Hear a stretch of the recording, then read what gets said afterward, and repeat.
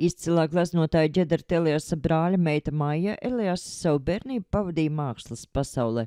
Vēlāk Mākslas akadēmijā Ģedarts Elias bija viņas pasniedzējs un diplomdarbu vadītājs. Sāka viņa ar realistisko glezniecību krietni vairāk, un tas beigu posms jau bija vairāk uz tādu filozofisku, abstrakto glezniecību. Atzīmējot mākslinieces 100. gadskārtu, Jelgavas Ģedarta Eliasa vēstures un mākslas muzejā atklāta viņas darbu izstāde.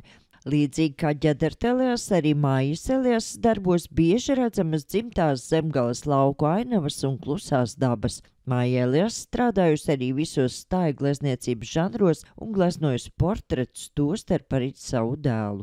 Es tā paskaitīju, kad es gandrīz vai esmu visvairāk gleznotais tā kā portretā. Ja? Man ir kaut kādi kopā astoņi pabeigti darbi ar mani. Un mamma tā kā neteiksim piespieda, bet aicināja bieži. Un kad es tur biju laukos, tad lauku darbi bija maz jādara. Kaut gan bišķi bija kaut kādi, ja? bet sēdējām pa stundiņai, pa pusstundiņai, bet man bija tā ar viņu sarunāts, kad nāca. Kā atceras Maijas Eliasas dēli, mamma daudz gleznojusi līdz savu mūža galam, īpaši atmodas laikā, bet padomjas gados nācies gleznot arī pasūtījumu darbus un obligātās nodevas tā laika ideoloģijai.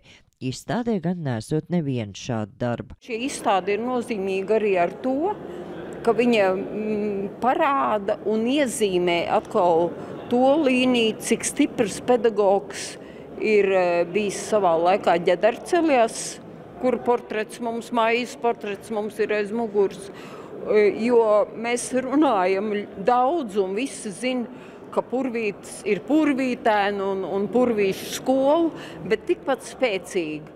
Bet, diemžēl, tādu vēsturisku netaisnību dažādu kolīziju dēļ neviens nerunā, ka tikpat spēcīgi, tikai citā žanrā un citā laikā ir Ģedarta Eliasa skola, ja? Un Maija ir ļoti spilgta viņa skolas tādu pārstāvu.